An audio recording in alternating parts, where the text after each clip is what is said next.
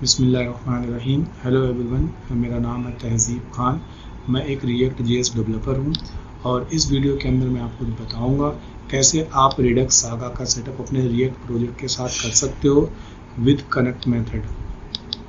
अगर मैं आपसे एक क्वेश्चन पूछूं कि कैसे आप या कितने तरीके से आप रिडक्स को सेटअप कर सकते हो, तो हमारे पास दो तरीके होते हैं। आप चैट जीपीटी पे जाएं और पूछें कि हमारे पास कितने तरीके हैं रिडक्स को रिएक्ट में सेटअप करने के। तो हमारे पास दो तरीके हैं। एक है मैनुअल सेटअप, जिसमें हम कनेक्ट मेथड का यूज़ करते हैं, जो कि हमारे पास रिएक्ट के क्लास बेस्ड कंपोनेंट के लिए बना हुआ है, और दूसरा है हमारे पास रिडक्स हूक्स, जो कि हमारे पास फंक्शन बेस्ड कंपोनेंट के लिए बना हुआ है। हम चाहें तो कनेक्ट मेथड का यूज़ अपने फंक्शन बेस्ड कंपोनेंट में भी कर सकते हैं, जो कि हम इस वीडियो में करेंगे। यहाँ पर आपको समझ लिया कि हमारे पास दो ही तरीके हैं। पहले तरीके में हम रिएक्ट कनेक्ट का यूज़ करते हैं और दूसरे तरीके में हम यूज़ सेलेक्टर और यूज़ डिस्पैच का यूज़ करते हैं। यूज़ डिस्पैच का यूज़ करते हैं किसी भी एक्शन को कॉल करने के लिए, और यूज़ सेलेक्टर का यूज़ करते हैं किसी भी डेटा को गेट करने के लिए, जो कि हमारे पास ग्लोबली स्टोर होता है। अब यहाँ पर मैंने कुछ लाइन्स लिखी हैं। यहाँ पर लिखा है मैंने files project structure with API calls Axios.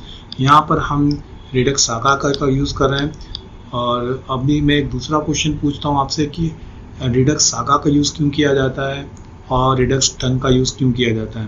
Basically जब हम रिडक्स को कॉल कर रहे होते हैं, अपना डेटा सेटअप कर रहे होते हैं रिडक्स में ग्लोबली, लेकिन हमें सम टाइम कुछ ऐसी रिक्वायरमेंट होती है जहाँ पर हमारा कोड असिंक होता है, असिंक्रोनस काम कर रहा होता है।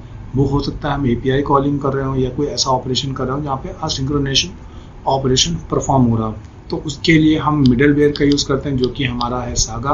बेसिकली जो दो पॉपुलर मिडलवेयर हैं वो है एक सागा और एक है रिडक्स टंग।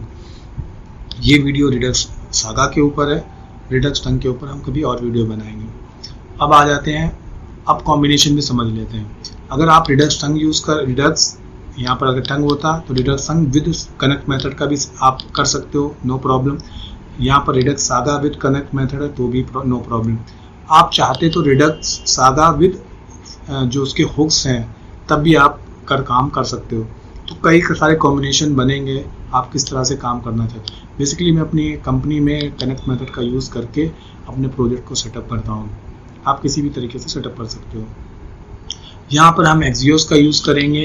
एक्सियोस का यूज़ करके हम अपने एक्शन में URL पास करेंगे, मेथड पास करेंगे, हेडर पास करेंगे। मेथड इसलिए पास करेंगे ताकि अगर हमारे पास कोई पोस्ट की API कॉल करनी है तो हमें उस मेथड में पास कर दें कि हमें कौन सी टाइप की API कॉल करनी है, पोस्ट या गेट की या डिलीट की, जो भी हमारे पास बेस्ट APIs होती हैं।